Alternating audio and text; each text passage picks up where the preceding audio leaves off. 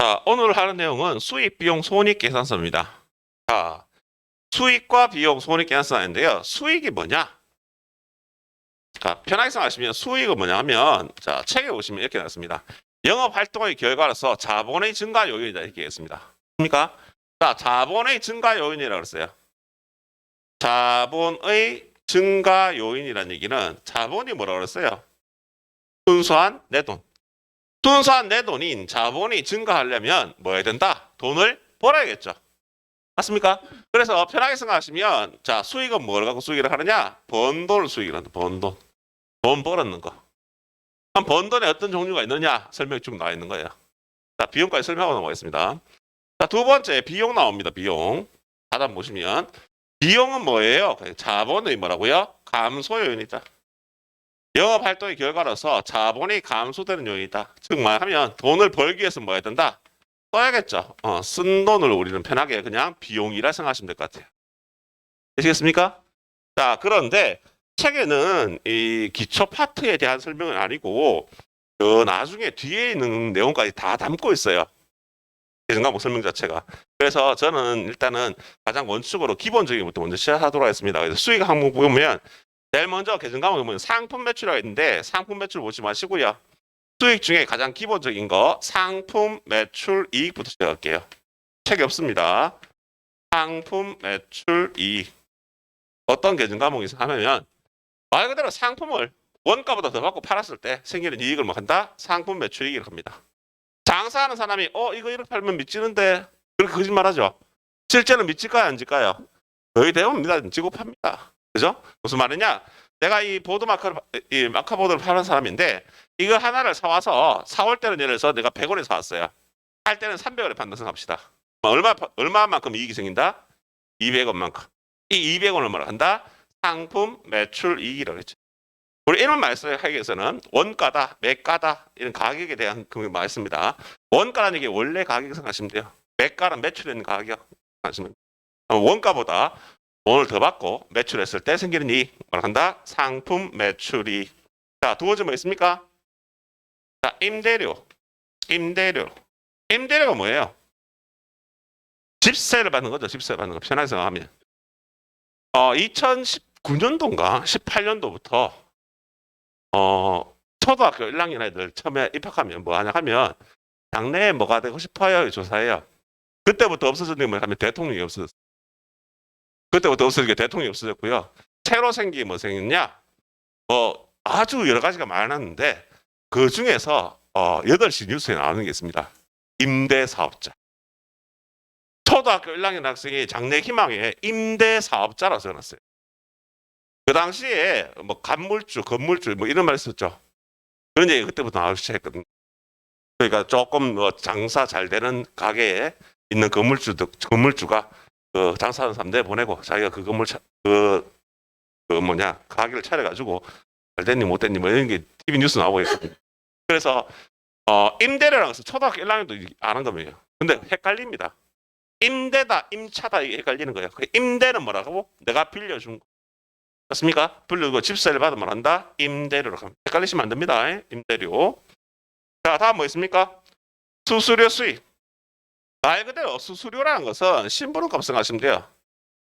심부름 같은 거 하고 수익이 발생하면 수수료 수익이라 한다. 아시겠죠? 딴 거 없이 그냥 서비스 같은 거 제공하고 수수료를 받으면 수수료 수익이라 한다. 다음 뭐 있습니까? 이자 수익. 이자 수익이라는 것은 말 그대로 돈을 빌려주게 되면 뭘 받아야 된다? 이자를 받아야겠죠. 그 이자를 받았을 때 말한다? 이자 수익이랍니다. 이자 수익. 자, 다음 뭐 나오느냐? 단기 매매 증권 처분 이익이 나옵니다. 수익 항목 중에서 단기 매매 증권 처분 이익. 말 그대로 뭘 팔았다고요? 단기 매매 증권을 원래 가격보다 돈 더 받고 팔았다는 얘기예요. 자, 가장 대표적인 예로 주식 하시는 분들 있죠? 비트코인 같은 거 하시는 분 있죠? 그죠? 주식 같은 거 팔고 생긴 이익을 뭐 한다? 단기 매매 증권 처분 이익을 합니다. 주식 같은 거 팔고 이익 본 거. 자, 다음. 지금은 굳이 알 필요 없는데 있으니까 설명하면 잠깐 하나 넘어가겠습니다. 유형 자산 처분이익. 유형 자산 처분이익은 지금 현재는 여러분 기억하실 필요 없는데요. 그냥 이렇게 생각하시면 돼요. 유형 자산이 뭐냐? 유형의 자산이라는 것은 자산의 구분 중에서 형체가 있으면서 장기간 사용하는 자산을 우리가 따로 유형 자산이라고 합니다. 그럼 유형 자산이 뭐 있느냐? 땅, 위에 집, 건물, 건물 안에 비치해놓은 사람 물품, 비품, 밖에 있는 차, 차량, 운반구. 간단하게 이 정도. 를 뭐라 부른다? 유형 자산을 불러요.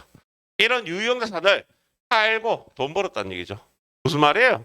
내가 살 때는 10억 주고 샀는 건물을 팔 때 15억에 팔았어요. 얼마 벌었어요? 5억. 그 돈을 뭐 한다? 유형 자산 처분 이익이라 얘기합니다. 자, 다음에 나오는 게 잡이익. 잡이익은 영업활동과 관계없는 잡다한 이익이 발생하면 잡이익이라는 하는데 거의 나오는 거는 잡이익은 그런 겁니다. 폐품 같은 거 팔아 생겼니? 자, 폐품 뭐냐? 자, 이런 거죠. 회사에서 우리가 업무를 보다 보면 택배 같은 식에서 박스가 계속 쌓여 있었어요. 이 박스를 팔았는데 돈을 주네? 이걸 뭐 한다? 잡이익이라고 합니다. 영업활동과 관계없는 이익이 발생하면 잡이익. 되시겠죠?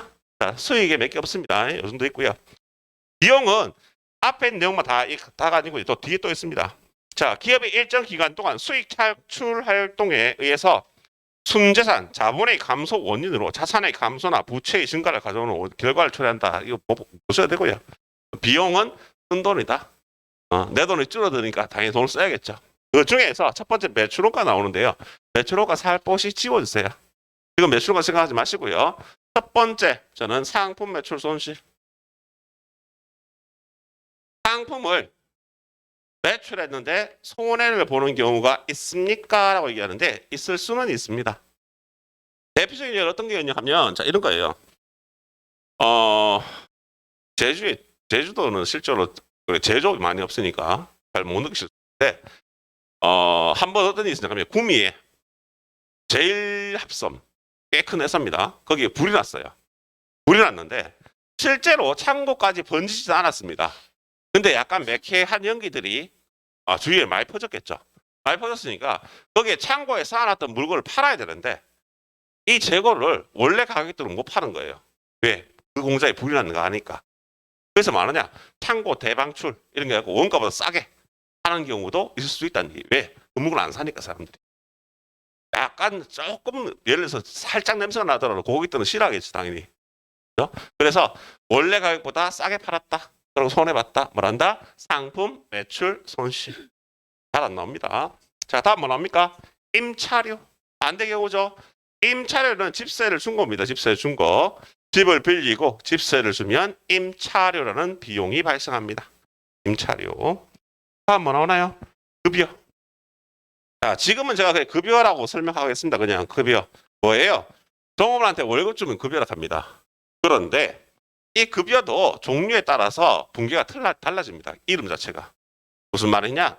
우리가 통상적으로 얘기하는 급여라는 것은 뭘 얘기하느냐 하면 사무직 직원한테 주는 월급을 급여라 부릅니다. 그러면 생산직 직원은 다르나요? 다릅니다. 생산직 직원한테 주는 월급은 뭐라 부르냐? 임금이라 이게 임금. 두 개의 차이점은 뭐냐 하면 사무직이냐 생산직이냐 차이점이에요. 왜 임금이라고 따로 구분하는데요? 라고 물어보시면 나중에 소득세법 때문에. 소득세법에서 생산직 근로자 같은 경우는 급여와 비급여 부분을 따로 구분해요.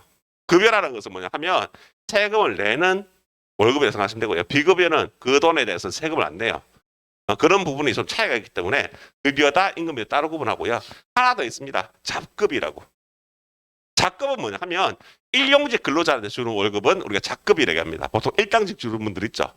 이렇게 일당직 주는 분들은 왜 또 잡급이라고 하느냐? 이름 좀 이상한데 잡급이라 하는 이유는 다른 게 아니고요. 일용직 근로자 같은 경우에는 하루에 받는 일당 중에 15만 원만큼은 비과세예요. 세금 안 내요. 거기에 초과되는 금액만 계산하거든요. 그러면 나는 회사가 갖고 급여로 하지 말고 잡급으로 받으면 세금도 안 내고 좋겠네 이렇게 얘기하시는데 통상적으로 잡급 일용직 근로자가 되기 위해서는 그러니까 근속 연수가 근속 개월 수가 3개월 미만 돼야 돼요. 3개월하고 그만두셔야 돼요. 이게 당연히 잡급으로 하면 안 되겠죠, 그죠? 건설 근로자 같은 경우에는 1년까지 됩니다. 1년까지 잡급비를 할 수 있는데요. 뭐 그런 것이 있다는 거. 일단 우리는 월급을 주면 뭐라 한다? 급여라 한다. 생각하시면 될 것 같아요. 급여. 또 뭐 있습니까? 여비 교통비. 여비 교통비. 출장 가는 사원한테 사원이 돈 쓰면 여비교통이라고 합니다. 출장 가서 밥 먹었어요. 출장하면서 뭐 예를 들어 비행기 탔어요. 출장하면서 호텔 이용했어요. 이런 돈도 있죠, 그죠? 이런 걸 한다. 여비교통비라고 합니다. 여비교통비. 또 뭐 있나요? 통신비. 자, 이 통신비를 전화요금, 인터넷 사용요금. 근데 뭐도 있다? 우편요금도 있어요. 우편요금. 내가 깜짝 놀라는 뭐냐 하면 요즘 어린 친구들 10대인 친구들한테 물어봅니다. 우편요금이 통신비라 하니까 애들이 이해를 못하는 거예요. 서로 주고받을 수 있으면 통신이라고 얘기하죠. 내가 준 게 아니고. 그러면 어떻게 주고받는데요? 라고 얘기하면 누구 애들한테 물어봅니다. 너희들 국군 아저씨한테 위문편지 안 써? 하니까 저를 이런 눈으로 봅니다. 애들이. 국군 모르는데요. 제가 아는 사람이 국군 없는데 가면 국군한테 요즘 위문편지 안 써? 하니까 안 쓴다 그러더라고요. 저를 이상한 사람 봐요. 모르는 사람 편지를 왜 써요? 이렇게 얘기하는데 요즘 10대 중에서요. 편지를 한 번도 안 쓴 친구도 엄청나게 많습니다. 갓 20대 되신 분들 중에서 편지 안 써본 분 꽤 많아요. 우편요금도 통신비에 들어간다는 걸 잘 이해 못하시는 분 많더라고요. 우편요금도 뭐에 들어간다고요? 통신비에 들어간다는 거 기억하시면 좋겠습니다. 네? 택배? 택배는 또 뒤에 따라옵니다. 택배는 통신비라고 보기는 좀 그렇죠. 왜냐하면 한쪽 방향에서 주는 거니까. 그렇죠? 다음에 뭐 나온다? 수도광열비. 자, 수도광열비는 뭐냐 하면 수도요금, 빛내는 전기요금, 연료는 들어가는 난방료 이런 걸 한다? 수도광열비랍니다. 근데 여기서 하나 주의하셔야 될 게 하나 있는데요.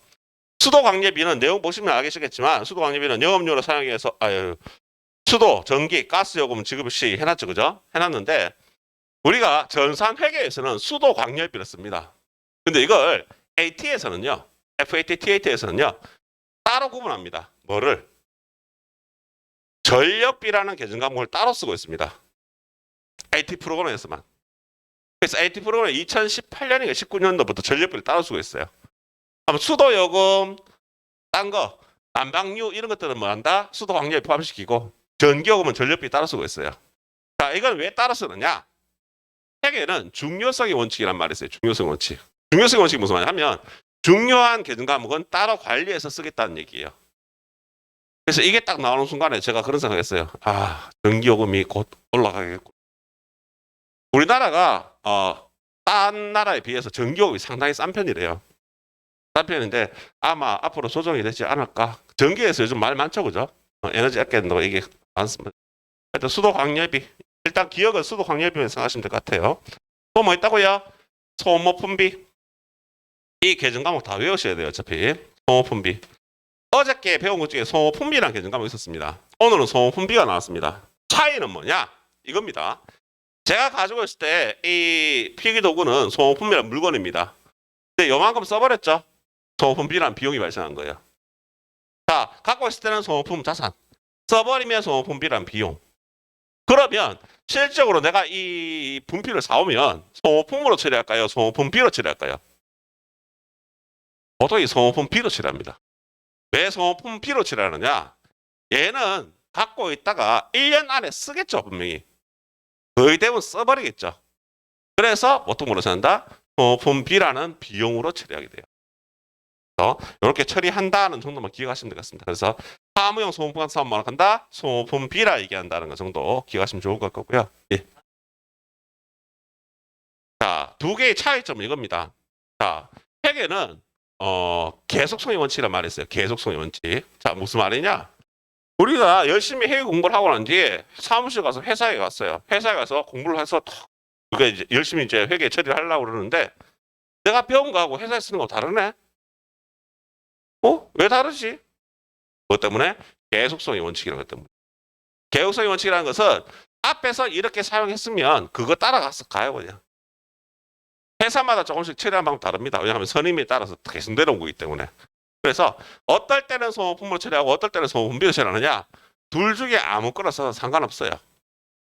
둘에서 아무거나 써도 상관없는데 결국은 나중에 12월 31일이 되면 정리를 한번 해줘야 돼요. 정리를 한단 말은 무슨 말이냐 하면 말일이 되면 12월 31일이 되면 내가 소모품비라고 100만 원 샀다 생각합시다. 예를 들어서 소모품비라고 100만 원 처리했어요. 그런데 이 중에 안 쓴 게 30만 원이 있어. 그럼 소모품비는 얼마란 얘기예요? 70만 원 만들어줘야겠죠. 70만 원 만들어주고 30만 원 남은 것만큼 뭘로 정리해준다? 소모품비라는 자산으로 정리를 해주셔야 되는. 이건 나중에 배울 내용입니다. 그래서 사오면 소모품으로 처리할 수도 있고 소모품비로 처리할 수 있다. 근데 우리 보통 뭐로 처리한다? 소모품비로 처리하더라. 그 정도만 생각하시면 될 거예요. 다음 뭐 나오나요? 세금과 공과. 외우셔야 돼요. 할 수 없이. 세금 앤드 공과금, 세금과 공과입니다. 세금과 공과. 보이느냐? 재산세, 자동차세, 상공회사비, 적십자비, 조합비 같은 거. 그래서 체크를 해놓으시면 돼요. 재산세, 자동차세, 상공회사비, 적십자비, 조합비. 이 정도만 체크해놓으세요. 벌과금은 체크하지 마시고. 자, 그 정도만 납부하면 뭐라 한다? 세금과 공과를 한다. 그럼 세금과 공과가 되기 위해서는 연속성이 있어야 돼요. 연속성. 한 번 내고 끝나는 게 아니라 보통 계속 따박따박 내는 것들, 이런 것들을 보통 세금과 공과라 얘기합니다. 다음 뭐 나와요? 보험료. 말 그대로 자동차 보험료, 화재 보험료, 이런 보험료를 지급하면 뭘 한다? 보험료라 얘기합니다. 보험료. 다음 뭐 나와요? 복리후생비. 자, 복리후생비는 우리 회사의 직원들을 위해서 쓰는 돈을 말한다? 복리후생비라고 합니다. 나중에 여러분들 복리후생비로 처리하시면 될 계정 과목들이 참 많은데요. 무턱대고 복리후생비 다 처리하시면 안 됩니다. 제가 왜 이런 얘기 하냐면 복리후생비라는 비용 같은 경우에는 이걸 갖고 장난치는 경우가 상당히 많아요. 무슨 말이냐? 우리 회사 직원한테 뭐 사준 것처럼 해놓고 나는데 지가 딴 데 쓰는 거야. 이런 경우 상당히 많겠죠. 그래서 규모가 어느 정도 되는 회사들 같은 경우에는 외부에서 감사를 합니다. 얘들이 똑바로 하고 있느냐 안 하느냐 회계를. 그럼 그거 하면서 타겟 자체가 뭐냐면 매출액이 비슷한 회사인데 한 회사가 월등하게 복리후생비를 많이 쓰고 있어요. 이 회사는 주 타겟이 됩니다. 그러니까 굳이 많이 쓸 이유는 없다는 얘기죠. 그죠? 복리후생비라는 개념이 있다는 거. 자, 다음 뭐 나오나요? 접대비. 접대비는 뭐냐? 누구 안 쓴다고요? 거래처 직원한테 아무 이유 없이 돈 쓰는 거. 뭘 한다고요? 접대비를 합니다. 아무 이유 없지는 않겠죠. 그죠? 이유는 있겠지만 우리 직원한테 돈 쓰면 한다? 복리후생비. 거래처 직원한테 돈 쓰면 한다? 접대비라 합니다. 또 뭐 있어요? 광고 선전비. 말 그대로 광고에 관련된 모든 비용을 지급하면 뭐한다? 광고 선전비라고 합니다. 광고 선전비. 광고에 쓴 돈. 자, 넘어가 볼게요. 넘어가시면 다음 나오는 게 운반비. 상품 매출 시 운송비를 지급하면 아까 얘기하셨죠? 택배비 같은 거. 이게 뭐에 들어간다? 운반비에 들어갑니다. 물건을 팔기 위해서 운반할 때 가는 돈. 운반비. 또 뭐 나오나요? 기부금 나옵니까? 기부금. 자, 요즘 기부를 하시는 분들이 상당히 많던데요. 기부금. 그냥 대가 아무 대가 없이 그냥 돈 주는 거죠. 그죠? 말 그대로 기부금, 불이웃돕기 선거 같은 거 지급하는 거다. 다음 뭐 나오나요? 교육훈련비. 여러분들 거의 자비로 지금 수업 들을 거 알고 있는데 회사에서 이 지원받아서 수업을 할 수도 있습니다. 교육훈련비. 말 그대로 회사의 업무에 쓰기 위해서 교육을 시키면 교육훈련비라 얘기합니다. 다음 뭐 나오나요? 재해 손실. 잘 안 나오는 건데 있으니까 설명하겠습니다. 말 그대로 재해로 인한 손해입니다. 불 났어요. 혹은 뭐 비가 많이 와서 내 차가 떠내려가고 있어요. 뭘 한다고요? 재해 손실을 합니다. 재해 손실. 또 뭐 있어요? 수선비. 뭐 했다고요? 수리했다고. 자, 수선비에서요. 하나 더 생각하시는 거냐 하면 우리가 회사에서 업무를 보면 수리를 하는 경우 어떤 거 있을까요? 컴퓨터 고장났어요. 그래서 이걸 수리했어요. 건물 유창이 깨졌어요. 수리했어요. 이럴 때 만다 수선비랍니다. 근데 수선비하고 따로 하나 더 쓰는데요. 뭐냐 하면 차량 유지비. 책이 없어서 쓰면 안 합니다. 책이 없는 내용이라서 차량 유지비. 차 수리하면 가면 차량 유지비라 얘기해요. 그렇습니다. 자, 왜 차량 유지비라 얘기하느냐? 앞에서 얘기했지만 다시 한번 얘기하겠습니다. 책에는 중요성의 원칙이라는 게 있어요. 이 개정 과목이 중요하다고 생각하면 따로 관리하는 겁니다. 규모가 좀 있는 회사를 생각하면 차가 상당히 많은 회사도 많겠죠. 그런 회사들 같은 경우에는 차에 들어가는 돈 자체가 무시 못하는 얘기죠. 그래서 따로 관리하는 겁니다. 차량 유지비라는 거죠. 차량 유지비. 또 뭐 있어요? 네?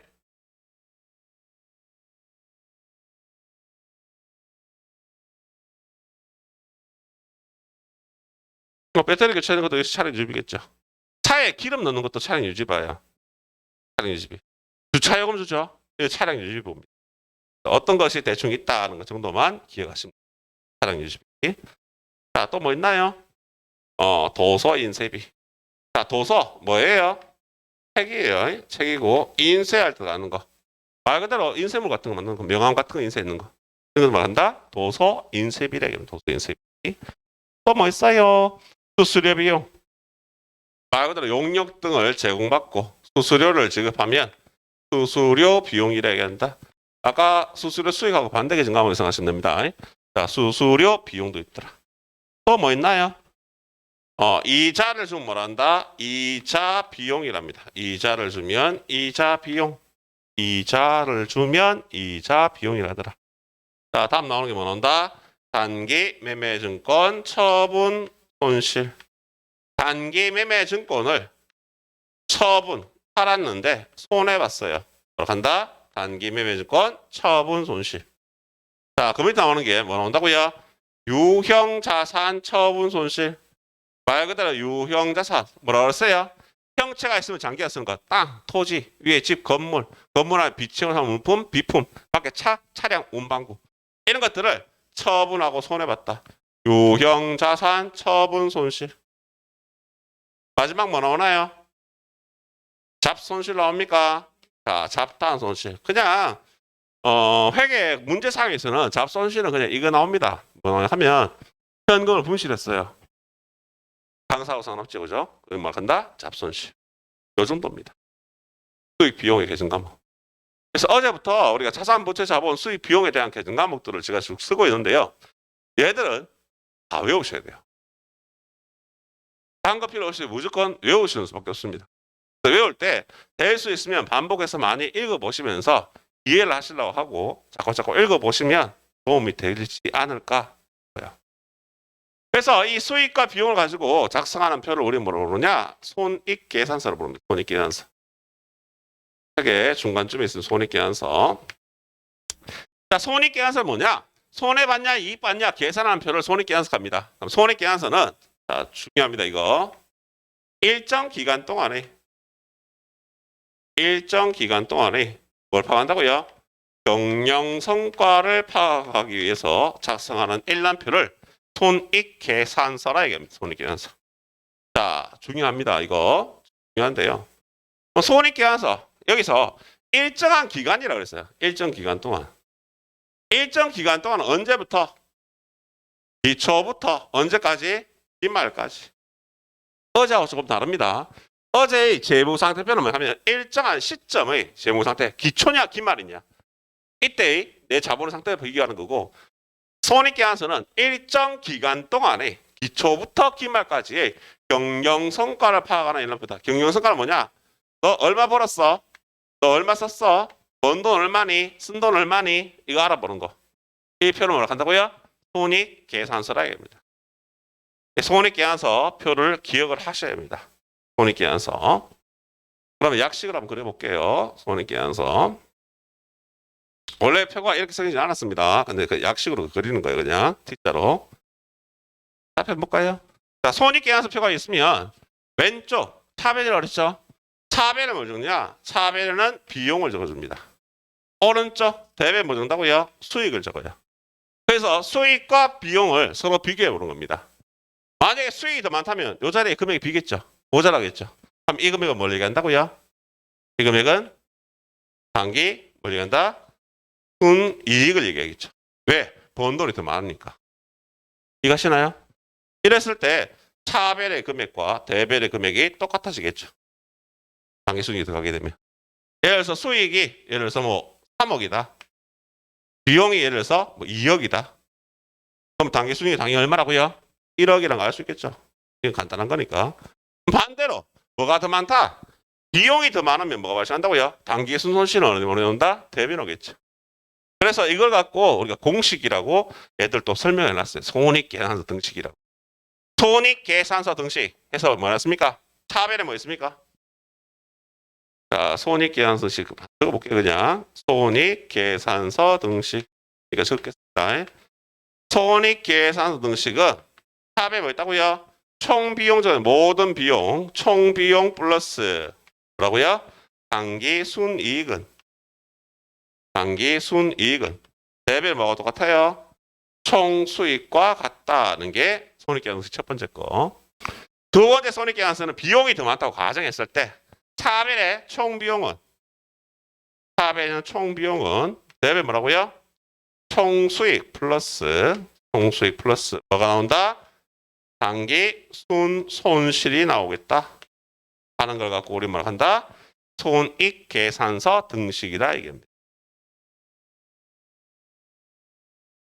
대충 이런 얘기구나 하는 거 기억하시면 돼요. 그냥 엄청 어마무시하게 중요한 건 아니더라도 머릿속에 듣고 기억만 하시면 됩니까?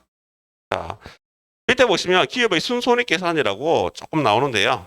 자, 이게 뭐냐 하면 순손익계산이라는 것은 결국은 우리가 회계를 하는 이유 중에 제일 궁극적인 목적은 뭐냐 하면 얼마를 벌었는지 알아봐야겠죠. 돈 얼마 벌었는지.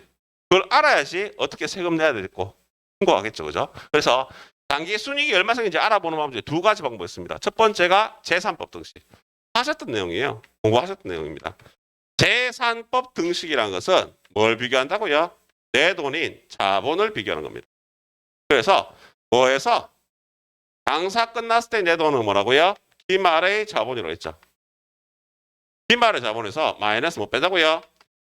기초의 자본을 빼면 뭐가 나온다? 단기 순이익이 나오더라. 근거를 뭐라 한다? 재산법 등식이라고. 만약에 기말 자본에서 기초를 뺐는데 마이너스 값이 나와요. 그럼 이건 뭐라고요? 순손실이게 됐죠. 이해가십니까? 자, 다음 두 번째가 손익법 등식이라고 해서 손익법 등식. 손익법 등식은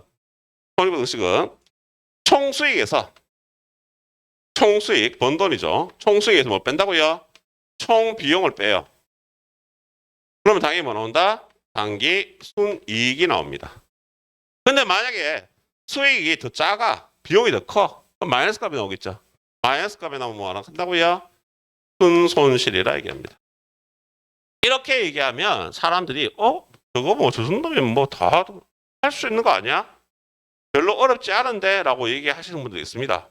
근데 막상 문제를 이제 듣다 보면서 이제 문제를 풀어보시면 이게 그렇게 쉬운 건 아니구나 하는 걸 이제 생각하실 수 있을 거예요 아마. 그래서 다른 뒤에 문제를 풀기 전에 잠시만